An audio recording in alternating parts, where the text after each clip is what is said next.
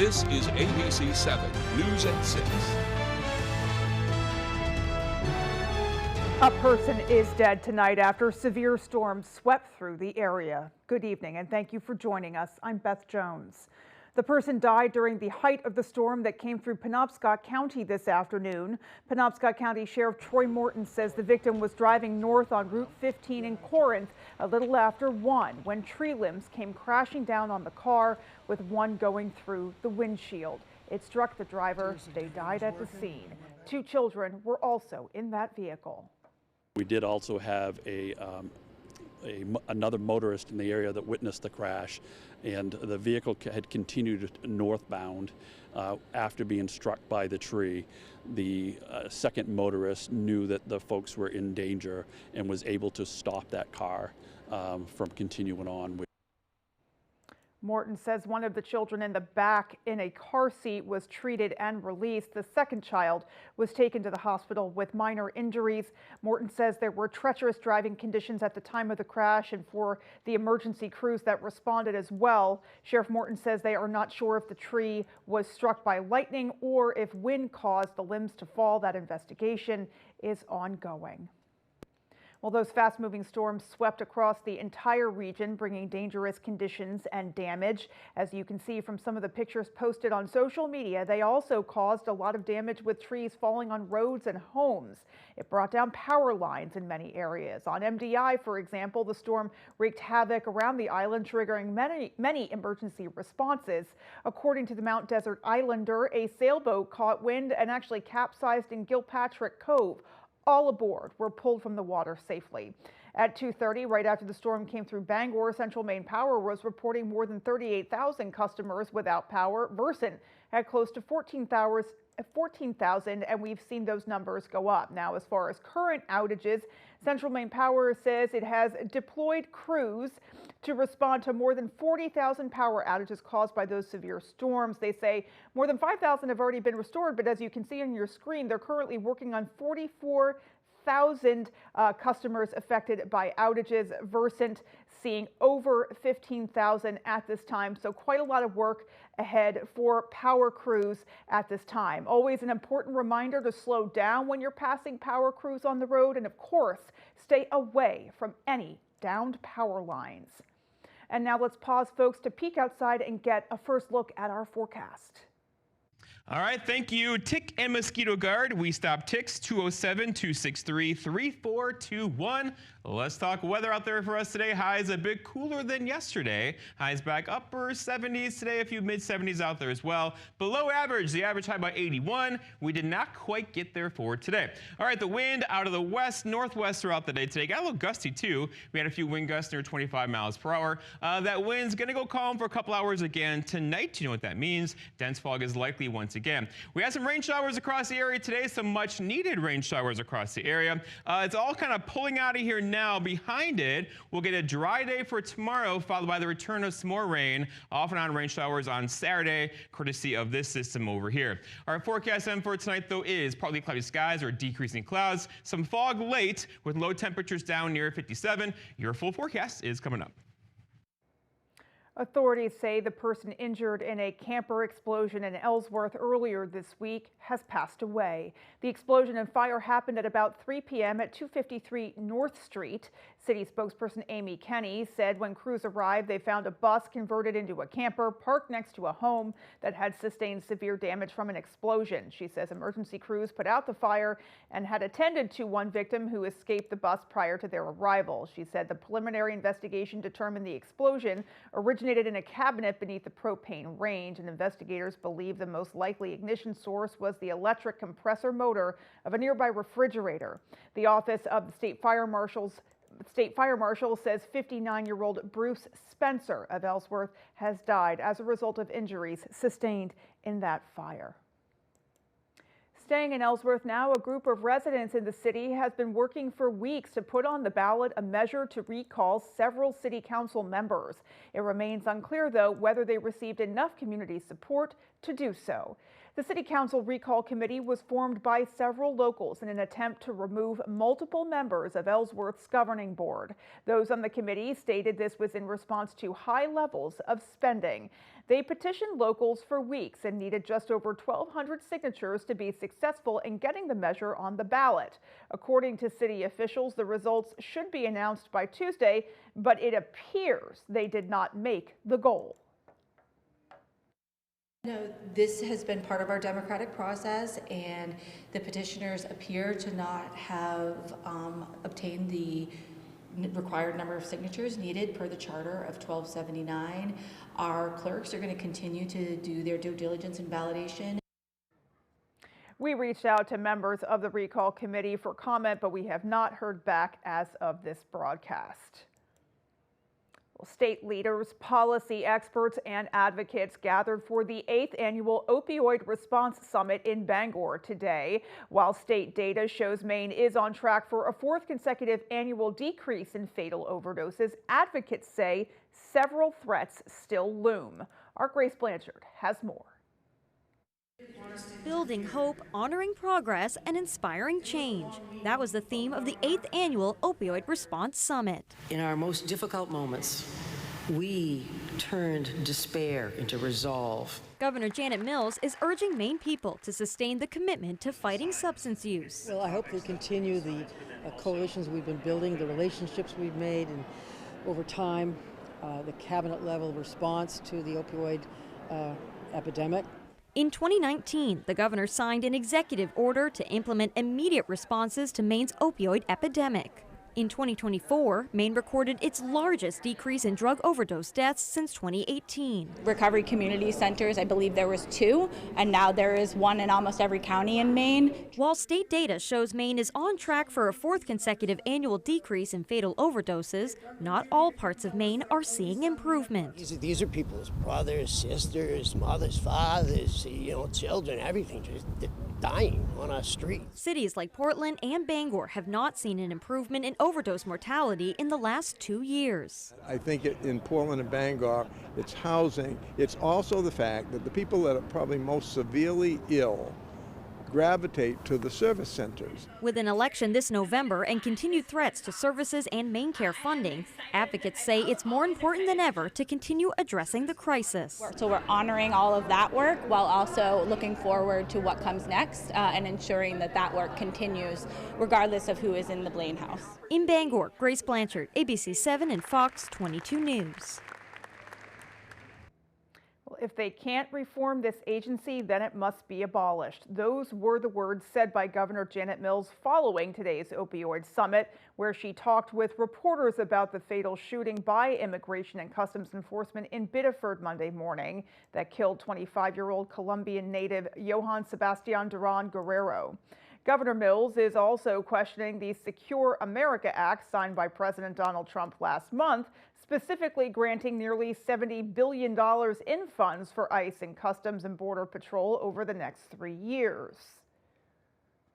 I asked the Congress back in the spring, impose minimum training requirements, regulate the use of masks, make sure people identify themselves, all these things, and require them to have body cameras. If they can't reform this agency, then it needs to be abolished. It's a stance she's upheld following her letter sent to Senators King and Collins and Representatives Golden and Pingree regarding the investigation. The Maine Attorney General's office says they're focused on a, quote, thorough, truth-seeking investigation with the federal agencies involved, end quote, and additional information will be shared when appropriate. Meanwhile, the process for the Maine Democratic Party to find a replacement for Graham Plattner in the upcoming Senate race is unfolding rapidly. They now have to choose the delegates who will be selecting his replacement. The party has announced that the delegate nomination processes will take place over the weekend, with many online and some in person. A full list of county meeting locations and dates is available at maindems.org. A statewide nominating convention with those chosen delegates will take place on July 25th in Bangor. Well, switching gears now, fishing is one of the oldest commercial activities in New England, and experts with the University of Maine are working to ensure its future remains sustainable. Our Doug Banks has the story.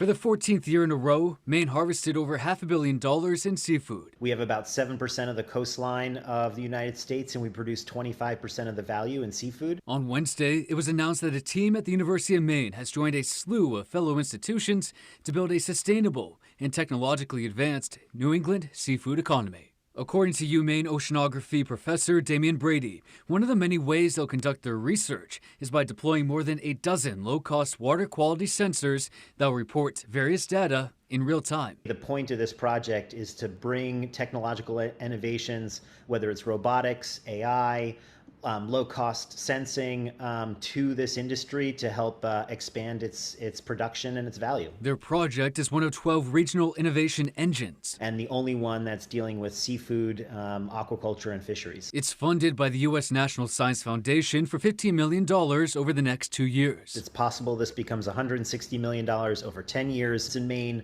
we lead the country in landing lobsters. It's 90% of the landed value in the state. But we have 5,000 license holders, and they all have 800 trap limits. That means there's millions of opportunities. If you think of every one of these traps could be an observing platform to understand the water quality in the Gulf of Maine and how it's changing. We have hundreds and hundreds to even millions of nodes in a network where fishermen could be collecting the data that directly improves their outcomes. Brady says they aim to have the project up and running within the next couple of months.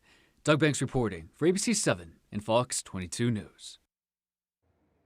Coming up on ABC 7 News at 6, the recording studio here in Maine owned by a famous folk singer is now up for sale. Hear more about the hopes for the studio's future just ahead.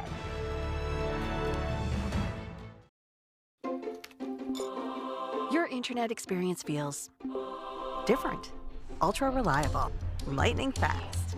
With Fidium 100% fiber, everything you do online works exactly like it should. Bye bye. Zach, go to bed. So is cable internet still slowing you down? Enough already. Fiber up to Fidium. Get a 2 gig plan for only $65 a month at fidiumfiber.com. Carpets looking tired, stained, or just plain dirty? It's time to call the pros. At CNR Carpet Cleaning, we use deep steam technology to remove dirt, odors, pet hair, and allergens fast. Fresh, clean carpets, healthier home. That's the CNR promise. Visit our Facebook page for a free estimate or call us today, 631-7380. Step into clean with CNR Carpet Cleaning.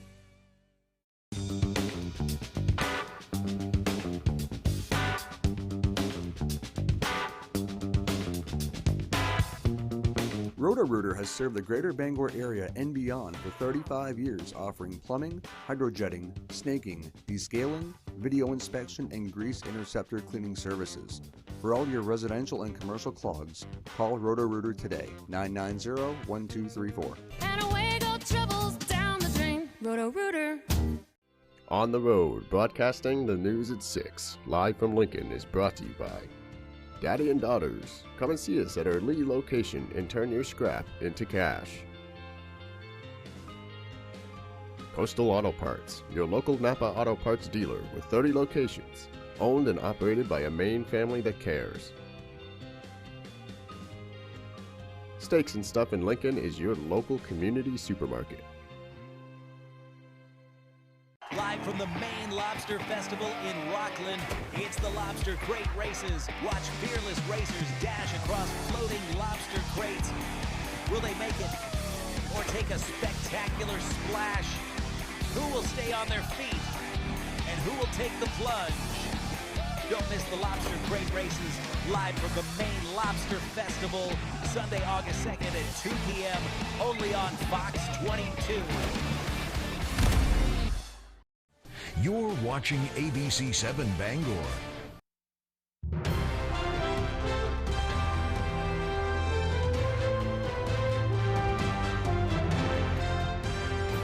Welcome back. An historic Blue Hill property that once served as a recording studio for Noel Paul Stuckey of the 1960s folk group Peter, Paul and Mary is up for sale.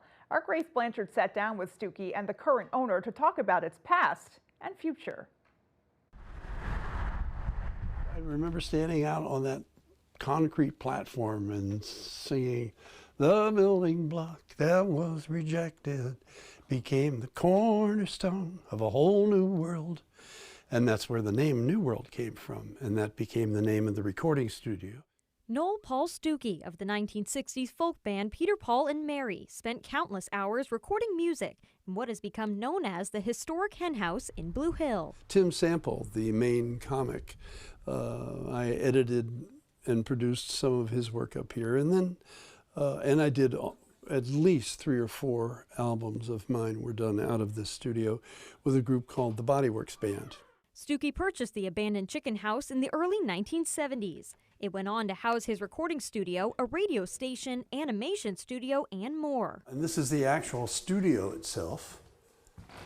And the control room was back here. He says he was seeking refuge from the life of fame, and that's what drew him to Vacation Land. Peter, Paul and Mary had an unusually quick rise to popularity in the 60s. And by the end of 1960, I just was desperate to find some solid footing again with my family. He sold the property in the 1990s. It became a multi-unit apartment building and was sold again in 2016 to current owner Greg Bush. But now Bush says he is leaving Maine and has put the house on the market. I tried to preserve as many artifacts like these, etc. Bush says he is looking for a buyer that will reinvent the space to honor its historic presence of creativity. I wish it would be some kind of writer or musician retreat, because I think this is a cultural asset of significance to Blue Hill. It has been and should come back that way. Stuckey, who still resides in Blue Hill throughout much of the year, plans to share more of his accounts in an autobiography that is currently in the works.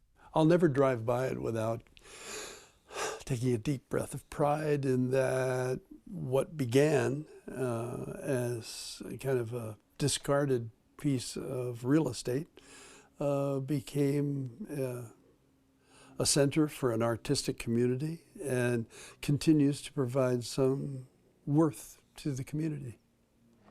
In Blue Hill, Grace Blanchard, ABC 7 and Fox 22 News. Just a cool story there. Our thanks to Grace for that report. Well, still to come on ABC 7 News at 6, we have sports and your full forecast. Stay with us. I didn't look like other kids. I was born with a congenital dental birth defect, missing 17 teeth. Insurance wouldn't cover the treatment. It would have cost between $60,000 and $80,000. There was no way my family could afford that. So I wrote a letter to Senator Collins, asking her to support efforts to help people like me. Senator Collins listened, and she cared, and she wrote me back. I read Elena's letter. I was so moved by it. I was determined to help her in any way I could. Susan Collins personally reached out to the University of New England Dental School, and they gave me a brand new smile. Today, I'm in college, pre-med, to become an orthodontist, so I can give that kind of gift to others. Susan Collins made me feel confident in my own smile. Thank you, Senator Collins. You changed my life and inspired me to help change the lives of others. I'm Susan Collins, and I've approved this message. There are so many fun things to do in Maine. Now you can enjoy more for less. Check out half-off deals from foxbangor.com.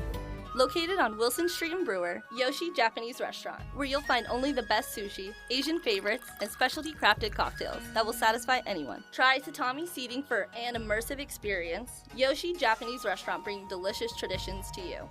There's a limited supply available. It's on sale right now. Save with half-off deals from foxbangor.com. Keep your boat safe, functional, and beautiful with a Shoremaster boat lift from Hammond Lumber Company. Your Hammond sales rep can help you choose the perfect lift for your boat. Shoremaster's exclusive Whisper winch offers the industry's smoothest and quietest operation. Add speed and convenience with a Shoremaster lift motor. And Shoremaster's modular infinity design makes it easy to upgrade with accessories when you're ready. Take your boating experience to the next level with a Shoremaster boat lift from Hammond Lumber Company.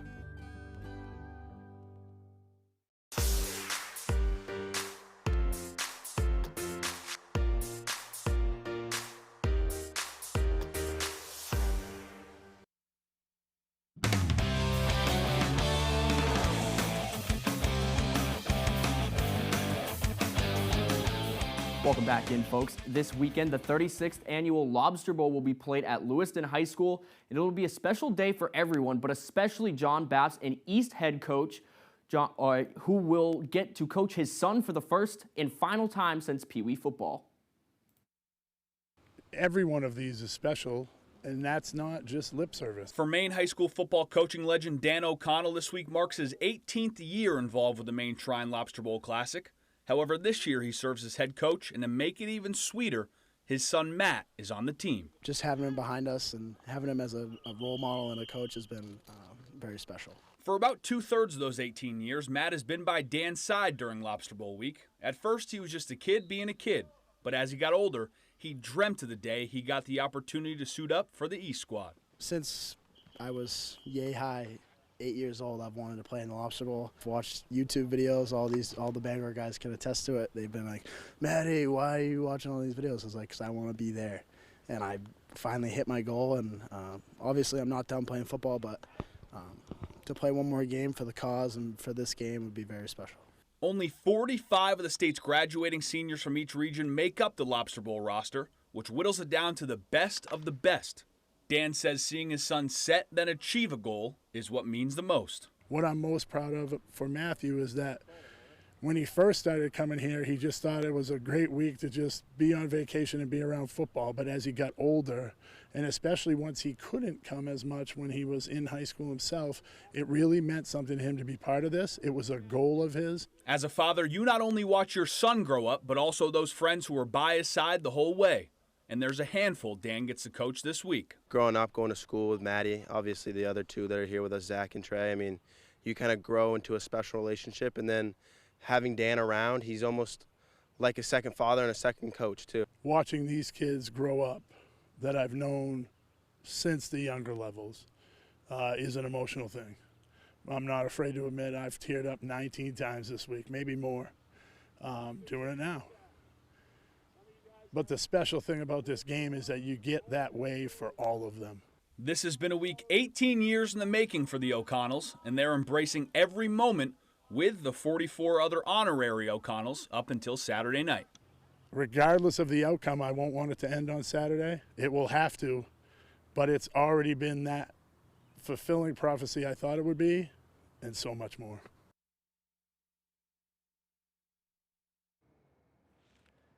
That's all the time we have for sports. Here's your full 5-day forecast. All right, thank you. Let's start here. The rain showers out there now will end tonight. Tomorrow is going to be a dry day with temperatures back near 80 once again. And then watching the air quality, a northwest wind's going to kick in for a couple days, bringing in smoke from Canada again, likely lingering through the weekend into next week as well. Today, a bit cooler across our region, highs back in the upper to middle 70s. That's refreshing, right? With some rain, cooled air across the area for today. Tomorrow is going to be a bit warmer for us and probably back in the 80s again on Saturday into Sunday. Lots of heat across the west once again. The country is baking here. 90 in Chicago, 89 Little Rock, 99 Rapid City, South Dakota right now. It is a hot nation currently, and we will get a little bit warmer in here. 80 for tomorrow, 81 for us on Saturday, 80 on Sunday. Again, the average high about 81. We should be near that the next 5, 6, 7 days around here into at least the middle portions of next week. All right, the wind out there today out of the west, northwest for a while. Got a little gusty too, a few wind gusts near 30 miles per hour. This will, though, again, die down tonight, but come back again tomorrow. When it dies down tonight, especially where we saw some rain showers today, some dense fog is likely this evening into early portions of tomorrow morning. All right, we're checking air quality once again, and here we are. Right now, we are good, but look to the west. Advisories are posted for there, and really across the Great Lakes into parts of Canada, the air quality is poor to hazardous right now. And with a northwest wind around here, that's basically going to move our direction beginning as soon as tomorrow, but more so probably on Saturday, Sunday, and Monday. So we'll watch the air quality go a bit downhill here as we head into and through the weekend. Out there for us today, though, some rain showers across our area, some much needed rain showers across the area. Those are now dying out or pushing to the east of us. Behind it, high pressure building in for tomorrow. That's temporary, though, because further back behind this, there's a system, a little one right over there. That's going to be our next system heading our direction and likely bringing us some scattered rain showers on Saturday. I know bad timing with that, but again, we could use a bit of rainfall around here.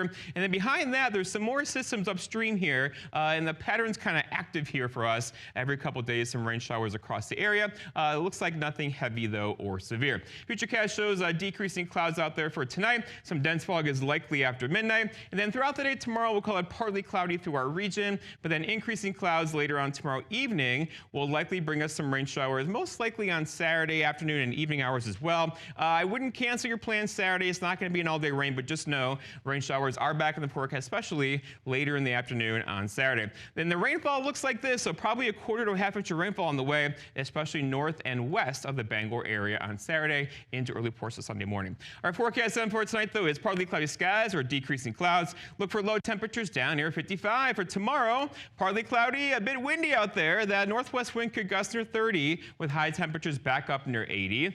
And looking ahead, your 5-day forecast shows 81 for Saturday, Sunday 80 again, chance for rain early. Monday, though, we're dry 82 and back in the low 80s on Tuesday afternoon.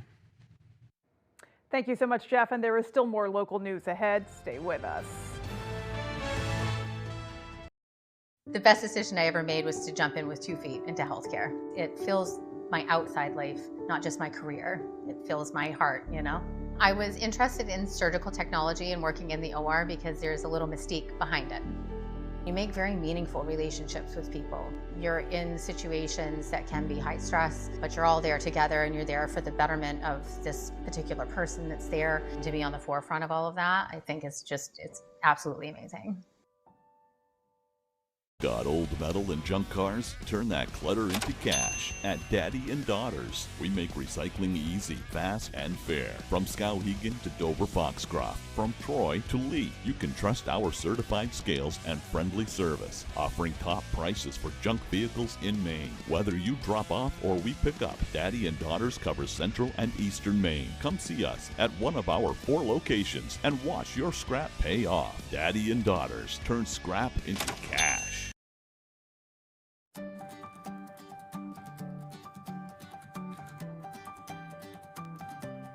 ABC 7, Fox 22.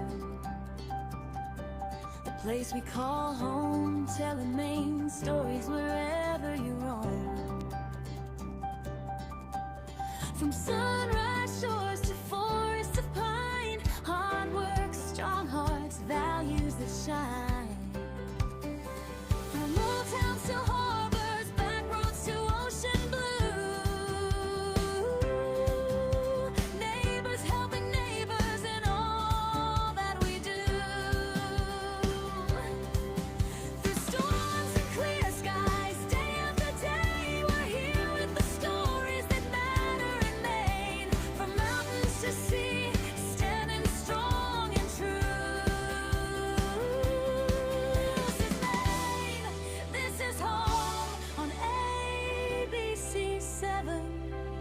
Fox 22.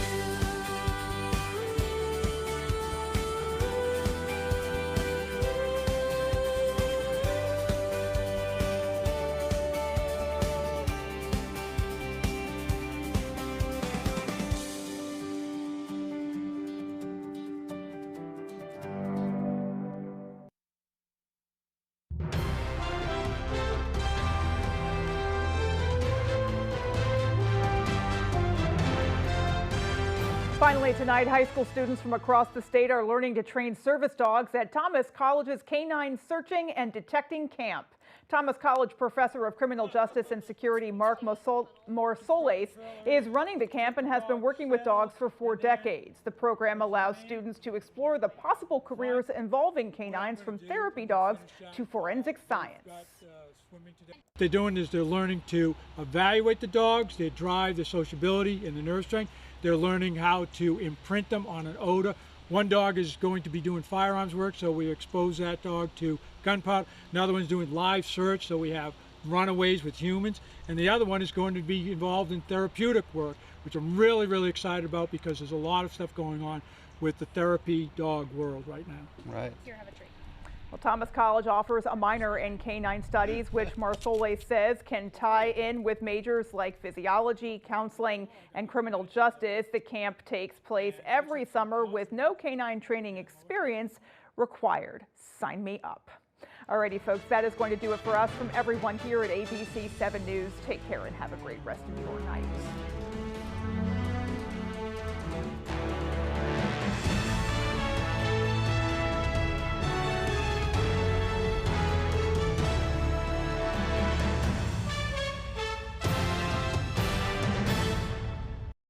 Tonight, the record-breaking heat for tens of millions and thick wildfire smoke spreading across the U.S. The warnings, plus the relentless rain trapping drivers in their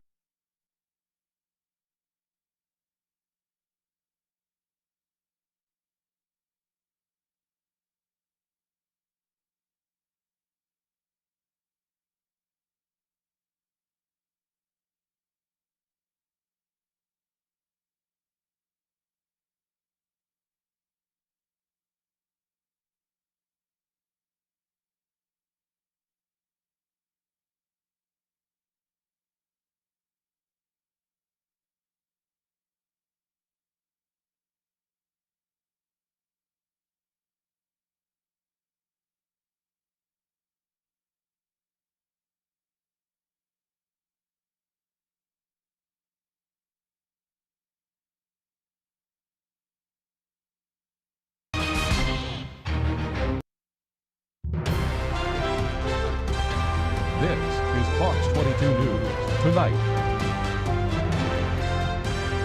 A person is dead tonight after severe storms swept through the area. Good evening and thank you for joining us. I'm Beth Jones. The person died during the height of the storm that came through Penobscot County this afternoon. Penobscot County Sheriff Troy Morton says the victim was driving north on Route 15 in Corinth a little after 1 when tree limbs came crashing down on the car, with one going through the windshield. It struck the driver and they died at the scene. 2 children were also in the vehicle. We did also have another motorist in the area that witnessed the crash, and the vehicle had continued northbound after being struck by the tree. The second motorist knew that the folks were in danger and was able to stop that car from continuing on.